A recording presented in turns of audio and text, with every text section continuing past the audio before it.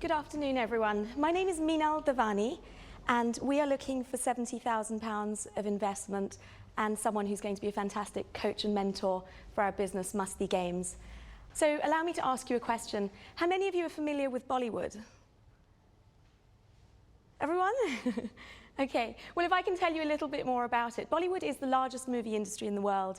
It produces over 800 movies a year, which is more than twice the number of movies that are produced by Hollywood each year. For those of you who have been to India, you would have seen that it's an absolute national obsession. Bollywood is something that people are really passionate about. 14 million people, 1.4% of the population watch a Bollywood movie at the cinema every single day. And then when you look at the market for Meenal's pitch is well underway, but so far she's failed to explain anything about the product for which she needs investment. It's also very significant. So there are 20 million people in the Indian diaspora, and for these people, Bollywood is something that provides a very strong connection for them back to the country that they come from.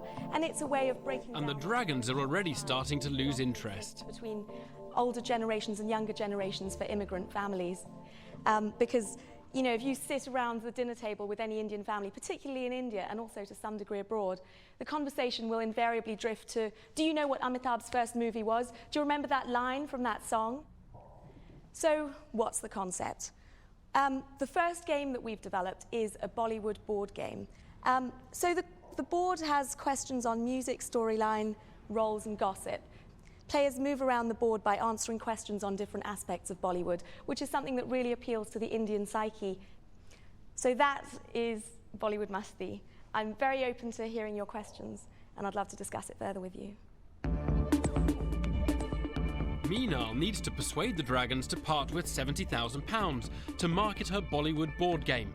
However, her long-winded pitch has left the dragons completely unimpressed. Meenal, I'm Rachel. Hi, Rachel. Do you always talk so much? You were talking away there, and actually every single person kind of switched off, and it's an interesting thing when you're doing a pitch to actually judge how people are reacting to you, because you need to sometimes temper your pitch according to whether people are receiving it or just switching off. Thank you for the input. My perception was actually different. I thought people were engaged. Tell me about what's led you to create this concept? My background, this concept actually came out of business school. I was at Stanford Business School in the US, and one of the things that we do a lot of at business school, particularly at Stanford, is talk about entrepreneurial ideas. I'd spent some time in India and was really interested in tapping into the market there. I'm assuming that if you've been to Stanford and you've got an MBA, that you would know that you're standing in front of a group of investors asking for £70,000. You haven't told us anything about what we're investing in, what the likely returns are, what your financial projections are, how much profit you intend to make, and paint a very clear picture of how we're going to get a return on our investment and what's in it for us. The reason I didn't provide it up front was that I wanted to paint you a picture of the things that you might not otherwise ask. Meenal. Yes.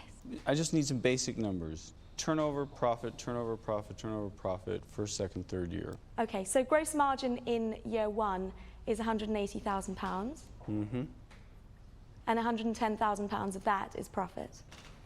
The second year, we're looking at 1.5 times that in gross profit. So we're basically looking at £240,000 of gross profit. 1.5 times would be 270, wouldn't it? Sorry, yes, you're right. Just checking. Yeah. And net profit before tax? And net profit before tax. Can you excuse me for a moment? I'd actually just like to get my numbers. Of all the people, I would expect not to need numbers. I know, I'm sorry, I've just lost my nerve a little bit. Despite an education at one of America's most prominent business schools, Meenal's grasp of the figures and her pitching technique have already been called into question. Duncan Bannatyne needs convincing on other matters. Meenal, another thing you didn't tell us very much about was the game. Could you bring it over and put it on this table for me to have a look at?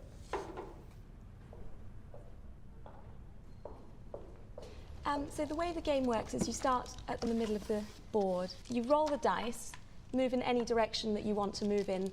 There are 4 categories of questions in line. And the questions are about Bollywood films. That's right. So you go round and round winning some of these? Yes. And the object is to get as many of these as possible in any colour? The object is to get one of each colour and return to the centre. So the first person to do that is the person who wins. 3 thoughts just jumped to my mind. The first one is that these look so similar to a game called Trivial Pursuit. So it's really, I think, something that's not unique to Trivial Pursuit. It's kind of generic across a lot of games, but it works very well. My second thought is it seems very, very cheaply made. Really? Okay, Yeah, that's it interesting. seems like cheap cardboard. And Well, just on the quality issue, actually, this is the manufacturer of this actually does Hasbro's manufacturing for a lot of their international products. So it is up to Hasbro's international standards. it still looks cheap to me, but my third concern is that it doesn't seem much of a game. Is that because you're not interested in Bollywood? I just don't see any interest in this game. I think I'd rather play a game of Snakes and Ladders, to be honest with you. Duncan Bannatyne is clearly unconvinced by Meenal's board game, and he's already reached a decision. There's many games like this on the market. I mean, it isn't a new Monopoly. It isn't even Snakes and Ladders. I just don't see any excitement about it. For those reasons, I'm not interested in investing in it. So I'm out. Okay, thank you. I'm afraid it doesn't appeal to me either, on a number of levels. And I think the market for board games is just heaving, and I just can't see any real differentiation. And I think this is actually badly made. I think May it's I address that? Let me finish. I think it's very niche, and it just doesn't have investment appeal to me, I'm afraid. Neither Rachel Elnor nor Duncan Bannatyne have been persuaded that Meenal's game will be a success, so they're out. She needs £70,000, but Peter Jones is about to stick the knife in. Well, hi, I'm Peter. Your opening pitch was probably the most boring, uninspiring pitch that was all over the place with no real message or direction or focus, no delivery. Certainly not captivating in any shape of the imagination, and I've really struggled to try and get into this as a result. And let's be honest, anybody can create a board game. It's not difficult. And for somebody that's been to business school, I would have thought that you would have had at least a little bit more experience with saying, this is the opportunity, this is the market it's attacking, instead of the very woolly generics. I'm a bit shocked. So I'm going to declare myself immediately out from this investment. I won't be investing in you. And it's purely because I thought your pitch was far too long and totally uninspiring. With Peter Jones utterly unimpressed by Meenal's pitch, her bid for investment is collapsing. She'll have to fight to get Theo Paphitis and Doug Richard on side.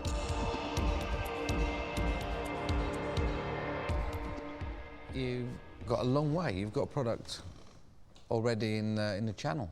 Mm-hmm. How did you fund it all? I funded it from my personal funds and also from some family money.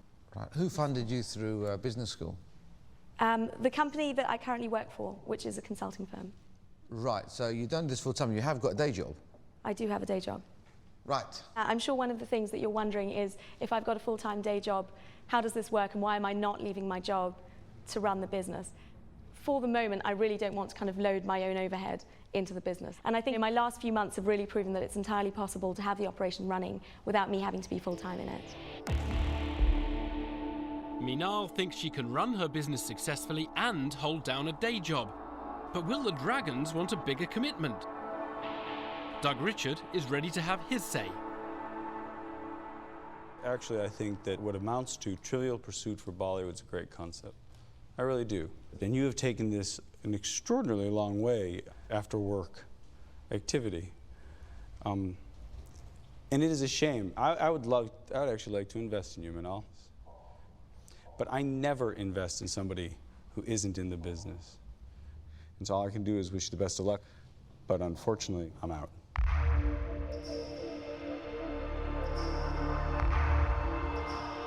Theo Paphitis is the only dragon left. There's two reasons I'm not going to be investing in you today. So I'll tell you the bad news first, right? And that is, I think you made an absolute bloody hash of your presentation.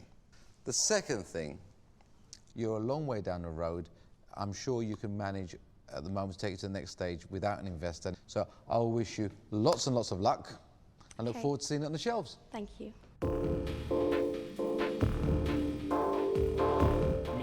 is leaving empty-handed. Her pitch lost the Dragons' confidence right from the start, and despite some interest from Doug Richard, she wasn't able to turn her fortunes around.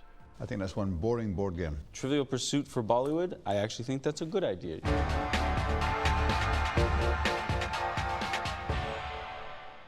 Meenal, what went wrong there? I think I was pretty disappointed with my performance. I think I could have done a better introduction and explanation of it.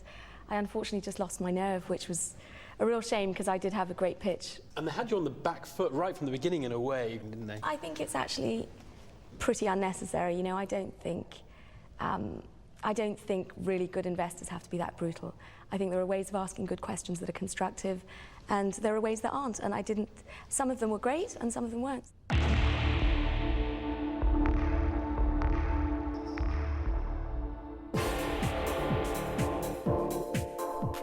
All the entrepreneurs who face the Dragons think their business is on the verge of success. Next into the den were Edmund Green and Paul Gins, who wanted cash for their environmentally friendly coffins and burial sites. Natural burials are burials that take place in woodlands or in meadows, or indeed in any site that is managed as a wildlife area and not as a traditional cemetery. Edmund, my first question has got to be, is the coffin empty? Yes. But not for long. Theo Paphitis was so impressed, he wanted to try it for size. We'll have a go. Let's see if I get We in have there. one that would fit you a treat. Sure how keen he'd be on it. That's perfect, will it isn't it? lift? Are you comfortable in there, sir? Yeah, go on. The Dragons wanted to know if it was a dead-end business. It's been operating for 6 years. Yes. Has it been making a profit every year for the last 6 years? Not every year, no. In the 6 years, it's made an overall profit of 3,700. So it's not doing very well then, is it? It's making very modest returns. Their poor figures cost them dearly. It's not profitable enough to be an investment that I would go into. You've proved your business doesn't make any money. There's nothing in it. So I don't know why you're looking for investment. Peter Jones put the final nail in the coffin. I can see that, you know, you're burying people. I personally think you should bury the business. Now, the Dragons can be attracted to high-risk investments if they promise a chance of a big return. Paul Cockle from London has a high-risk proposition. Can he persuade the Dragons to give him £160,000?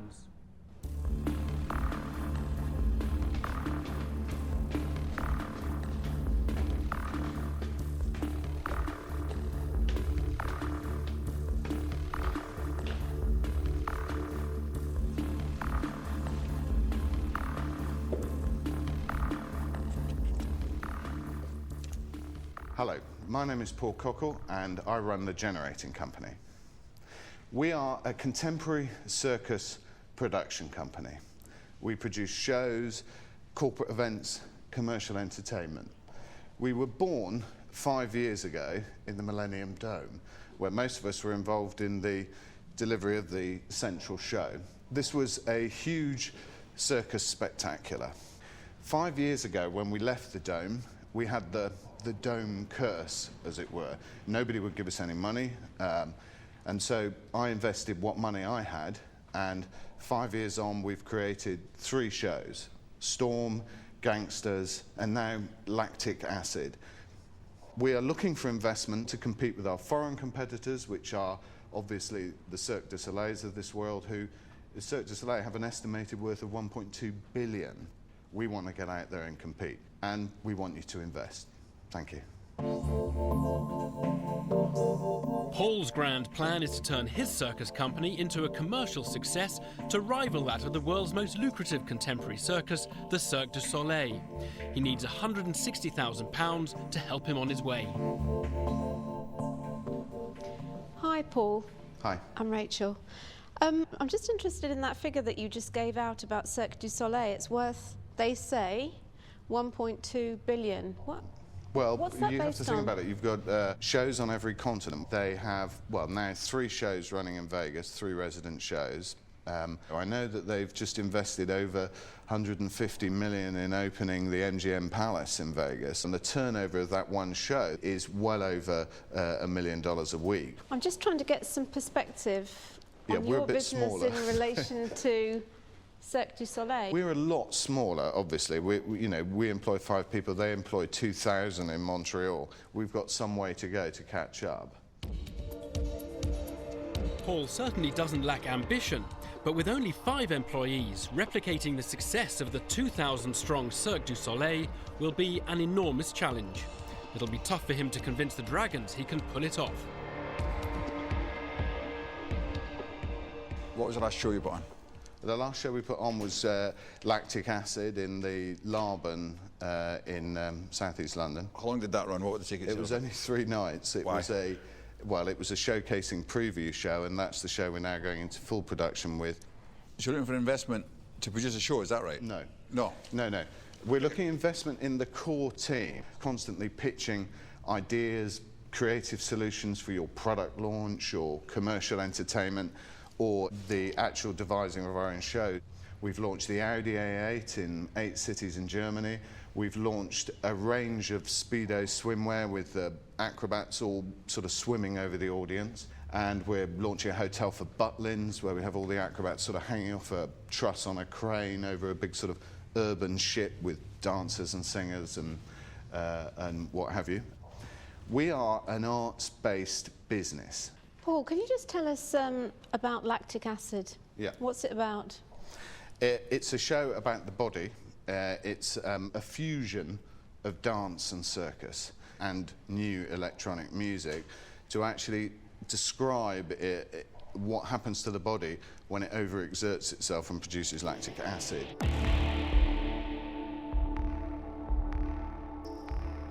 The concept for Paul's latest show has clearly not captured the Dragons' imagination. With huge competition and creative output of such uncertain appeal, Doug Richard has serious concerns about the business model. Do you understand how Cirque du Soleil became what it is today? Yeah. Good. In 2 or 3 sentences, explain to me how they did it. Okay. First of all, they were of the moment. Several events came along, such as opening the Toronto Olympics or whatever, that were the great contracts to get. They also creatively secured the backing of Canadian government and public money, and after that, the rest was talent. Okay. Wrong. They took that show and they changed nothing. They went out over and over and over again and made new money around and around the United States and Canada because they created a product. But that's what we're doing. No. We've created 3 shows which are product, which are intellectual property rights. Here's why I'm driving down this path. Okay. If you had said, I'm going to be the next Cirque du Soleil, there's a gap in the market, there's room for 2, I got a show, it's ready to go, and I'm going to spend the money on sending that show on the road. You aspire to be the next Cirque du Soleil, you put them out there as the representative model, and yet you tell me nothing that shows me how you're going to get from here to there. Doug Richard thinks Paul's plan to make money from a variety of shows is not the route to a profitable company. Peter Jones has different questions. Can you just break me down with regards to the current balance sheet of the company? Yeah. Can I call my advocate to join us? Who is this advocate and what role do they play? He's non-executive director, he's a business advisor to us. Okay, well let's bring him up.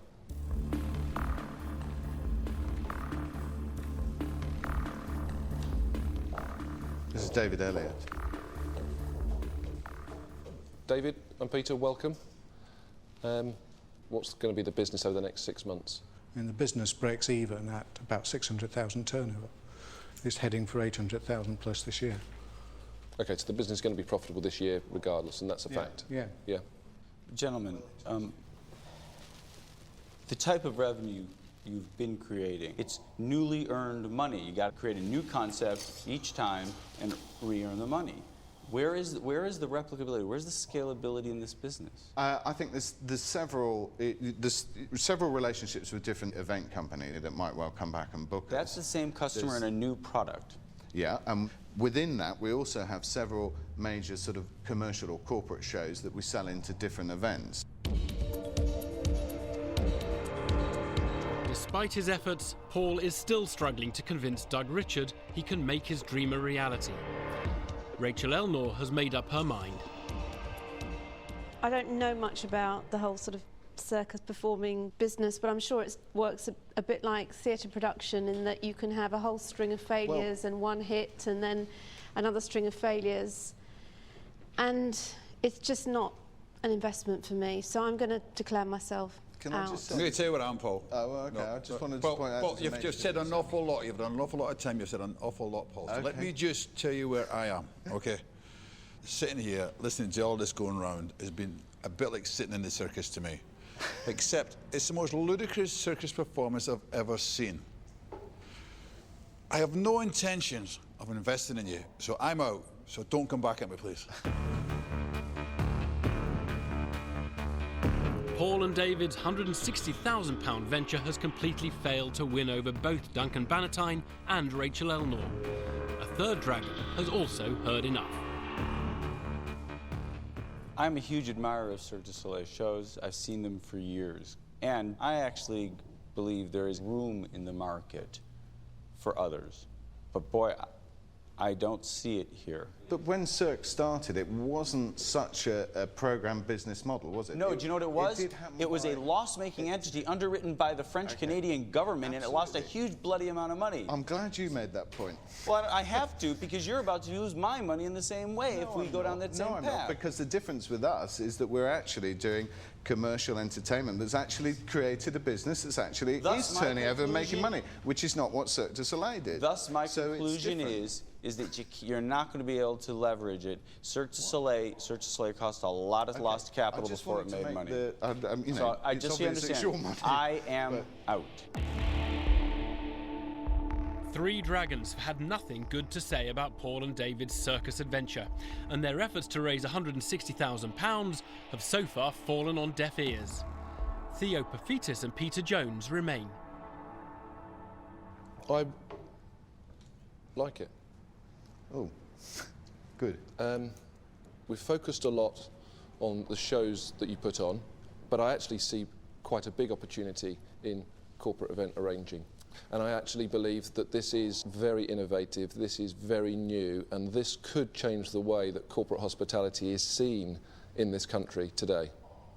But this is quite serious risk, and I've got to up the stakes because I need to get more back from it. I'm going to offer you £80,000, but I'm going to want 20%. And on the back of that, I'd sit there with you as a non-exec chairman to help you and to really look at the commercial side of this company to make it tick and make it run effectively, because I think that's what you need. Yeah. Remarkably, Peter Jones is excited by the possibilities of Paul and David's circus and has offered them £80,000. But they still need to raise another £80,000. Their hopes rest on the decision of the last remaining dragon, Theo Paphitis. If Peter's going to go on the board as chairman, and he's saying that he will play an active part in this business, then I will risk £80,000 of my family's money, but in return, I would also like to have 20%, or otherwise I'm not interested. Theo Paphitis and Peter Jones have shocked the other dragons by offering Paul and David all the money they came for. But they want 40% of the company, twice the amount Paul and David were hoping to give away. Would you both consider 15% for that investment? To be honest, I wouldn't, and I think, and it's purely because I think you need to have quite serious direction and expertise on that team. That comes at a rate, because this, as you know, is a tough business to make money in. But if we get it right, I think we've got an exciting opportunity. But you haven't got that exciting opportunity without me. So that's why I'm saying 20%. That's where I'm at.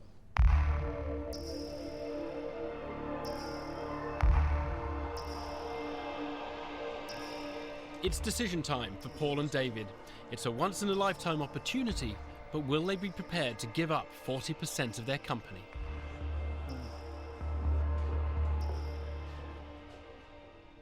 You won't consider it any other way. It's the 20% for the 80,000 each.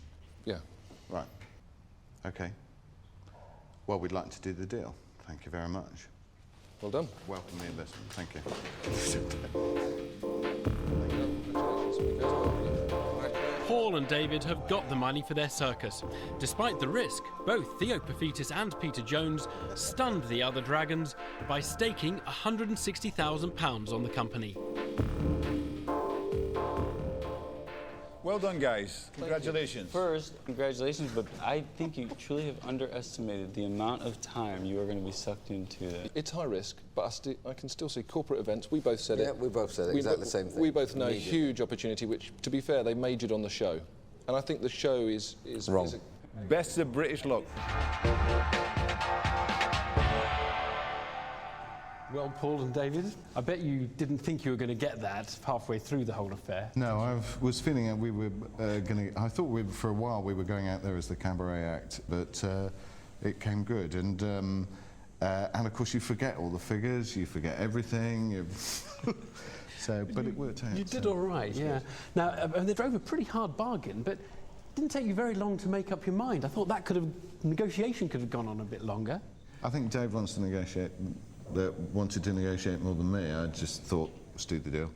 Well, we really look forward to see how that gets on, and you can maybe go and have a stiff drink. I think so, yes. All right. Thank you very much. Very well done. Right. Well done. Thank you. Thanks.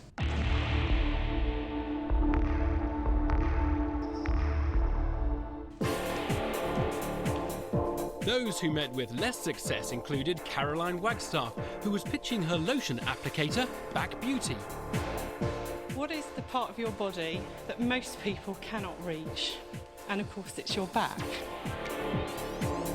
She may have had an inventive idea, but Caroline couldn't persuade the dragons she was an entrepreneur. I'd like to go and tell Boots and everybody about it. Right. But while I'm thinking about how can I pay my mortgage, I get a little bit distracted. The dragons didn't buy it. You don't need investment from us. You just need to take your product and get 2 or 3 big orders. You need to find the time to get on the phone and knock on doors. It's down to you. Next up was William Profit, who came with his multifunctional sports jewellery for tightening screws and football studs. I plan to do these products in platinum as well, so we can tap into the Beckham effect. You really think David Beckham would wear one of these? Obviously, he might not want to wear it because millions of people are going to eventually wear it, but we need someone like him to create the catalyst. While Duncan Bannatyne was dubious about the Beckham effect, Theo Paphitis had concerns about William's screwdriver necklace. If you took a nasty fall without hanging around your neck, it would do a serious amount of damage. Well, a lot of people wear crucifixes. This is not a crucifix. William was sent home with some words of wisdom. If you want to go and stand in street corners and give it away, you'll be very successful at that. But there's nothing else to do with it. And so for that reason, I'm out. Sport was order of the day when Patrick Kelly pitched his free magazine, London Sport. But he couldn't even get off the starting blocks. The magazine is addressing the need for a guide. No, start again. Right. And there was worse to come. Did you rehearse your presentation and your pitch? And what circulation are you trying to build up to? Do you have any figures? You must have some figures. Doug Richard was having none of it. You're wasting my time. I'm out.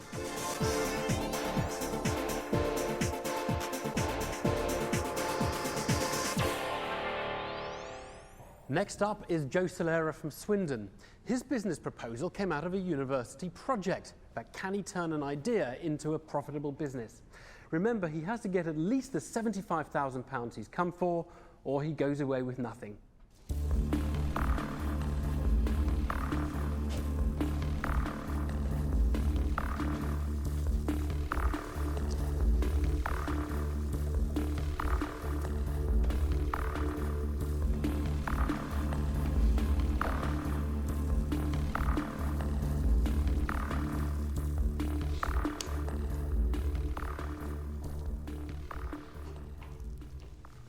If I could, before I start, just explain that because of this beam, I can't extend it to what would be a typical ceiling height in a home, so I've had to not put it up so high, so... Yep. Okay. Good morning. My name is Joe. I'm looking for £75,000 of investment The problem is changing a light bulb, because when you change a light bulb, you have to stand on something. Now, for anybody, that could potentially be dangerous, but if you're elderly or disabled, it holds a lot more dangers. Now, this is the cause of the problem. It's a domestic ceiling rose. This is my ceiling rose. It's similar, although unique, in that it allows anybody to change a light bulb without the risk of accident or injury. This is how it works. All you would do is, and obviously it would be a lot higher than this, you'd pull the light bulb down to you. You then change the bulb. You're on ground level. The power's been disconnected from the ceiling rose. There's no danger of electric shock. You let go, and the bulb's changed. Simple. We're all getting older and we're living longer. And these type of products are going to come out of the speciality shops into the mainstream. Thank you for your time.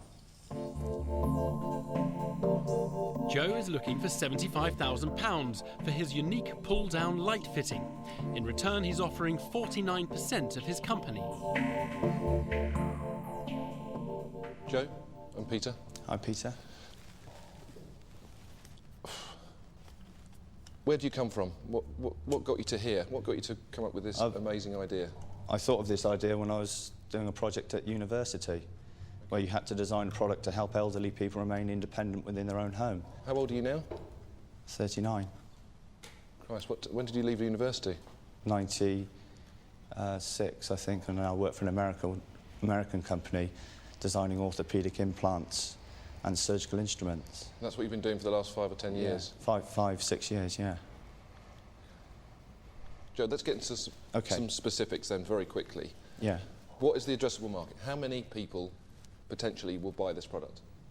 Well, people in the past have mistakenly thought of these type of products as special products, but they're huge market opportunities. The over 50s control £100 billion in this country of the spending market. Well, hold on. Let me pull you up there. You can't say everybody that hits 50 is your customer. Because my old mum, she hear you say that, she'll be down here with a rolling pin. Because she prides herself on being able to change her own light bulb. So there is a market, but it is a specialist market. Don't assume that everybody over 50 is going to require a wheelchair, a bath chair, and one of your ceiling roses. New houses have to conform these days. The light switches have got to be a certain height. That's regulation. The doorways have got to be a certain width. I might perhaps target the housing associations, the builders building new homes to have them installed. The reason why James Dyson has been successful is because he's managed to persuade people to buy his product. Whether his product's any better than... But his product is for the whole market that buys vacuum cleaners. I'm saying your product's not. I'm saying with the right marketing, perhaps, and the right... OK, how are you going to market it then? Well, I'm stood here today because I'm looking for someone to invest in me and my idea that can tell me that. You know, I need to be stood on the shoulders of giants. Unfortunately for Joe, his extraordinary attempt to win over the dragons has bemused rather than impressed them, and his vague grasp of the market has put off Doug Richard.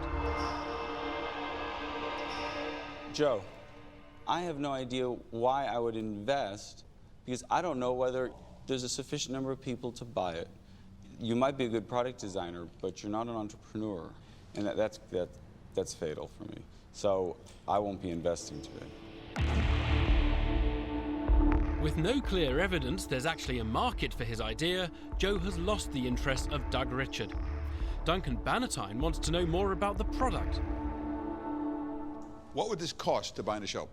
It may cost to have it produced in China £1.50, £2, and it retail for £8, but I'd like to be less than that.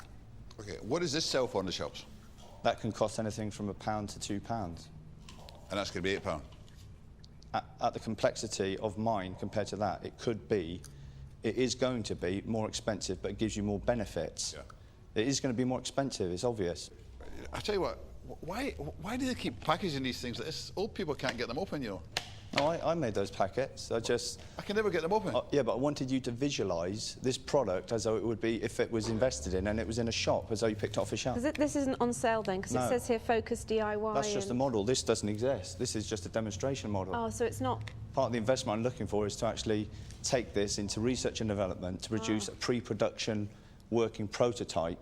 You have not as yet built a pre-production model or anything. This is, at the moment, these are mock-ups, which you've mocked up. You haven't actually built a prototype to see if it actually works. And what you're saying is, eventually, you could have this product on the market selling £8. Joe has come to the Dragon's Den with no idea if his product even works. He has big ambitions for his £75,000 project, but with no prototype and no market research, he appears to have made little progress on it since university. Joe, you're so early on the day. I can't make a decision on the product because I don't know if it works. It certainly can't hit the market I think you are targeting. It's a very specialist product, but it's not something for me, so I shan't be investing. Theo Paphitis is out, and Joe's confidence is shrinking. Now he must hope that Duncan Bannatyne, Peter Jones or Rachel Elnor will invest the £75,000 he needs. Before you go and spend any more money on design consultancies or anything, go and actually find, is there a real market? Is there anyone who's going to buy this? Because I suspect if there is one, it's very, very narrow. And it's not something I would invest in. Rachel Elnor is the third dragon out, and Joe's hopes for investment are slipping away. Duncan Bannatyne and Peter Jones are the only dragons left. Joe, I don't think there's any chance of this selling in big quantities in places like B&Q. I don't think it's going to be a big seller, ever. So I'm definitely not going to be investing in you. Okay. Joe, I actually think it's quite a good little idea. This isn't a business, though. I don't think you're going to sell any. That's my problem. And for those reasons, that's why I can't invest either. Thank you. Joe's dreams of success have been shattered by the dragons. His conviction alone was not enough to convince them to invest.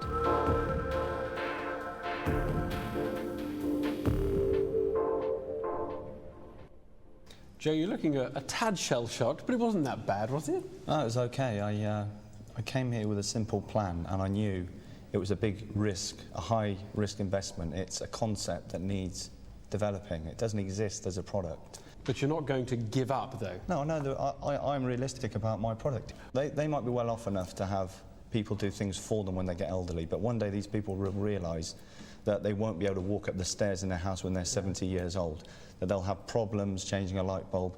But at the moment, this is the whole problem. People don't understand that. And it's hard to sell this vision to younger people.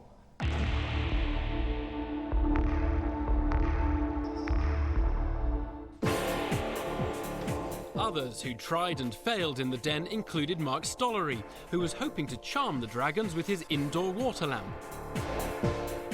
What this does is it brings in the light and the movement of the light into your home, onto your patio, into your conservatory. But Rachel Elnor thought it had limited appeal. Mark, you say you've got a huge market opening up for you, but it's not that huge, is it, really? I mean, some people might think this is a carbuncle. And Duncan Bannatyne was one of them. I personally, I think that's ugly. But that's my opinion. And it wasn't one for Peter Jones. You sleep here. Where am I? Peter Morrison and Sharon Hines had high hopes for their electronic targets for testing and training footballers. It enables a player to practice their accuracy of pass, their control, their turning ability, and a few other things. Rachel Elnor wanted to get to grips with their sales figures. How many have you sold from this sports catalogue? We haven't sold any as yet. But they had demonstrated it to 25 potential customers. And how many of these 25 people have purchased? None at the moment. How many have placed an order? None at the moment. You're really stuffed, aren't you? Theo Paphitis put things simply. If you carry on waiting for this to be a success, you'll starve. Frank Hannigan was pitching his sticky label system, which aims to reunite owners with their lost possessions. The way it works is very simple. You buy your labels, you put them on your mobile phones or your laptops, and if you lose it, we get it back for you. But there was just one problem.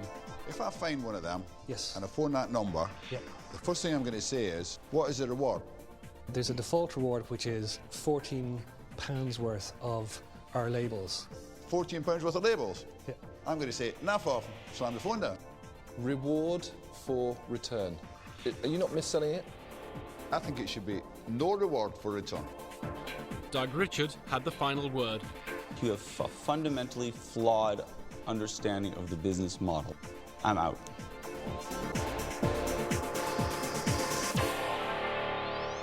Next to face the Dragons is 25-year-old Thomas O'Connell from County Monaghan in Ireland. Now, he set up his business straight out of university, but he wants the Dragons to help him build on what he's achieved. He's looking for £200,000.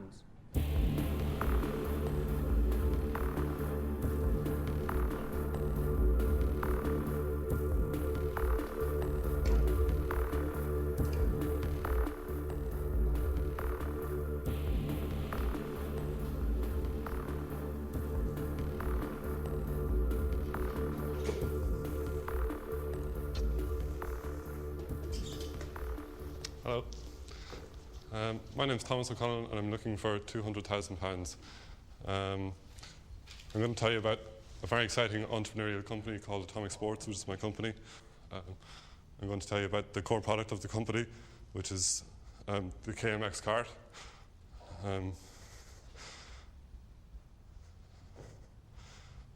The company, a year and a half ago, I was out with a friend.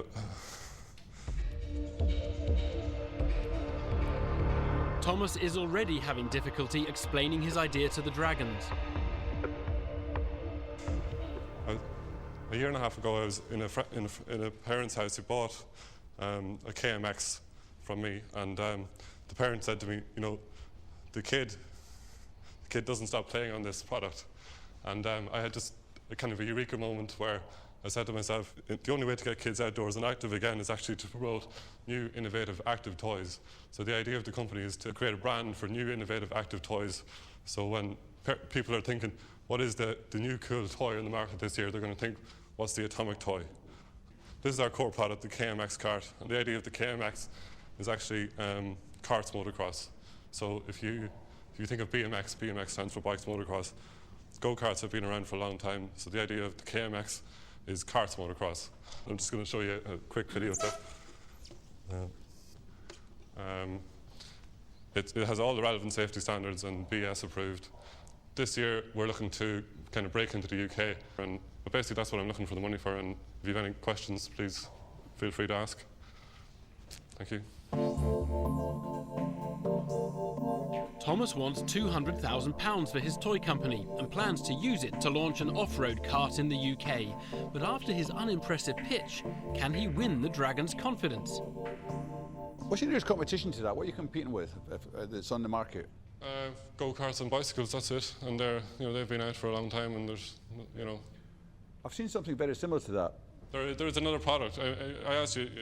Yeah, go on then. Okay, there's a product called a Triker, right? It's got a wheel on the front, one wheel on the front, two wheels in the back, and all you do is you lean to steer. They sold 100 of them in Ireland last year, and I sold 2,000 of these. I mean, what's happening now in Ireland is incredible. One guy last year, I supplied him with posters, and the kids were coming in, they were robbing the posters out of the shop and taking them home and putting them up in their room. How safe is that? It has all the relevant safety standards. It's more safer than a bicycle. It's lower to the ground. If you fall off a bike, you've got a long way to go. Has it got a seatbelt on it? No. Have you got product liability insurance? Yeah, and ask the manufacturer. How much did that cost you? It cost £2. In reaction in the UK, the business could prove very effective, but the Dragons need more convincing. Who makes it? It's made by a company called KMX Carts Limited. I'm the distributor for them. Right, so basically, you're a master dealer? Importer and distributor. Importer and distributor. Yeah. That's your role in it? Yeah. What proportion of your turnover comes out of KMX, or is that the only thing you do? Well, at the moment, I can't afford to do anything else. I can't afford to buy the stock. There are other products out there that I've looked at and do believe in as well. Just tell me what happens when it goes out of fashion. Got to find new products. Quick. Yeah. Otherwise, liquidation. We do, or they do. You do. No, but well, like this is the risk, I suppose. I don't think it's going to go out. Like, but BMXs sold like mad when they first came out. Then they completely went. What'll happen is it'll have a peak, and then it'll level out, and every year there'll be sustained sales, but it'll be nothing like it was for maybe the first 3-4 years. Tom. Hi. Correct me if I'm wrong. Your sort of long-term value is going to depend on other products that either don't exist or do exist, but we don't yet really know what value they have. Yeah. And so what's the next product going to be? The adult version of the KMX. After that? I've got, well, there's a fantastic product at the moment that I'm looking at for getting Ireland. It's an extreme pogo stick that jumps 5 feet in the air, and it's absolutely crazy. The kids love it. With products like the pogo stick on the horizon, Thomas seems confident that he can find the next big thing. But if he fails to do so, the success of his company could be short-lived. Tom, I think you actually have the potential to have a really interesting distributorship. I think you've got a nice, clear vision for it. You could build a niche brand, but the risk for me is that you're not going to get another product. It won't be a long-term success, and so for that reason, I'm out. Okay. Sorry, it isn't one for me either, so I'm out as well. To invest in Thomas's business at this early stage is risky, and Rachel Elnor and Doug Richard are out. Luckily for Thomas, another dragon sees things differently. Could I just say, I think you've really hit on something that's fantastic. You know, I'm a father of 6, and getting kids outside, away from the computers and televisions, is something that drives me insane. Right. I think it could be a goer, but I've got one very serious question for you. Yeah. Right? Do you have the sole rights to import those? In the UK and Ireland.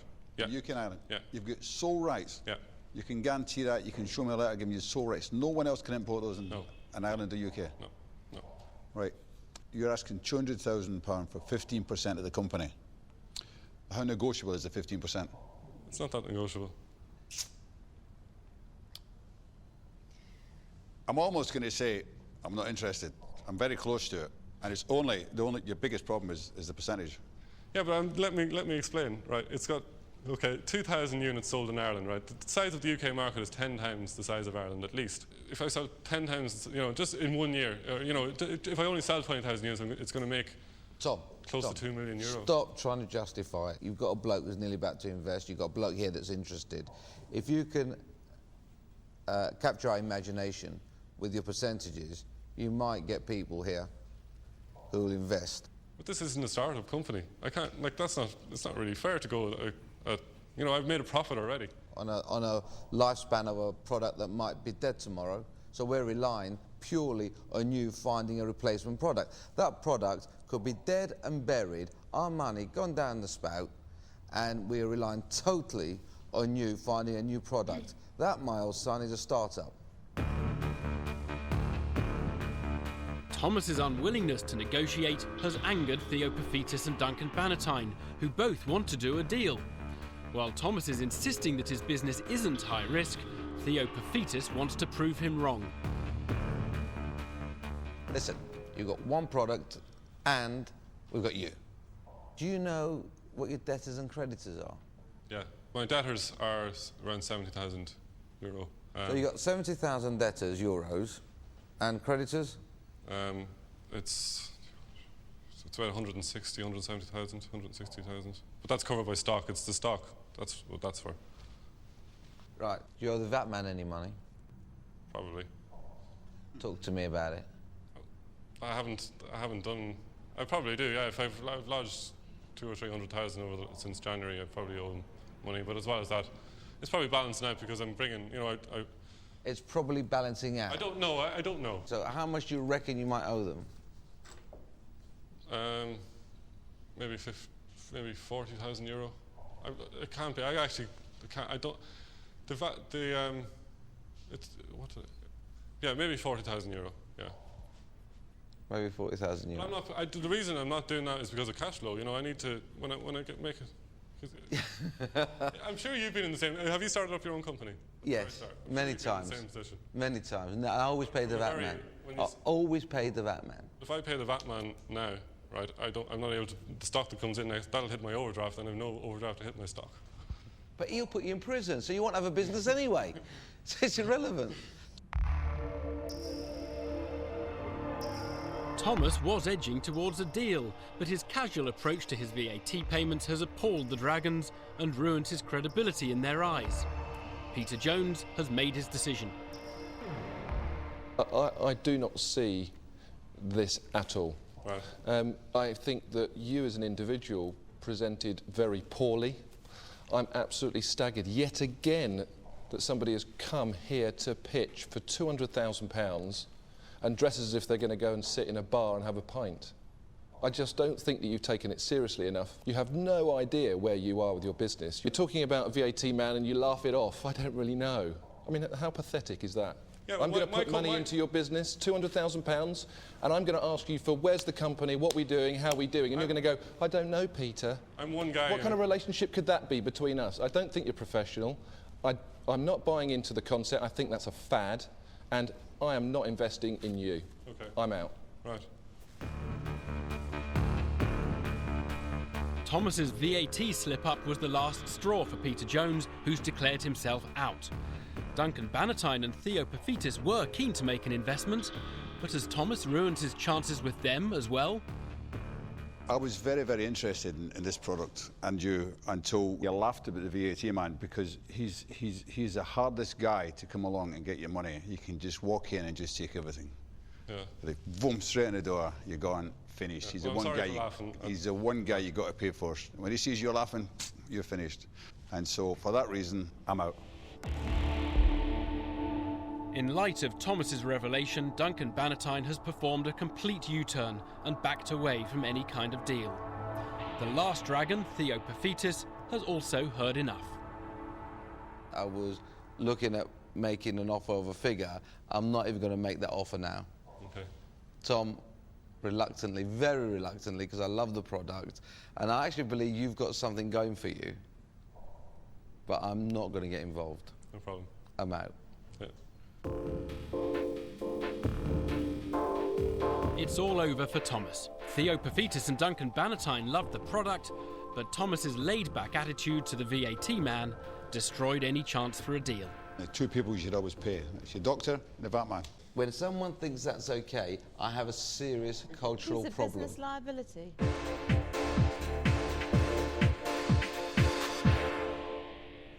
So, Thomas, seriously investable or seriously uninvestable? Yeah, I just think it was down to like the VAT thing. Like, You got it, I think. I mean, you were in a bit of a confusion, weren't you, or not? Or did you feel you knew exactly what you were saying there? Yeah, I felt a bit insulted about the way he was going on about, you know, how I wasn't paying the VAT and stuff like that. I think, you know, I'm an entrepreneur, I'm taking risks. And then, as for the product itself, there was a question mark, wasn't there, over whether it's just a fashion, whether it's going to fly and then flop? I think anybody with an entrepreneurial eye would see that the product's going to take off.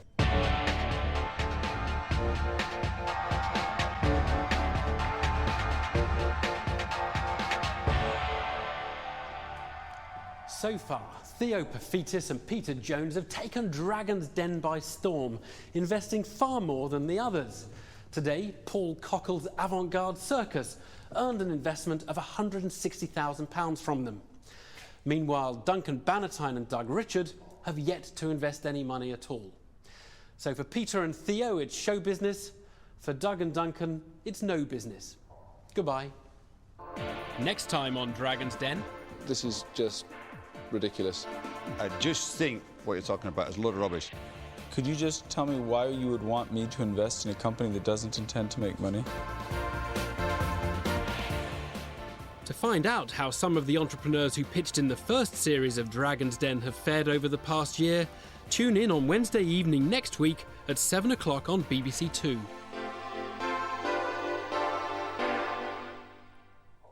And there's a step-by-step guide to setting up your own business with useful sources of advice and funding in this BBC book to accompany Dragon's Den.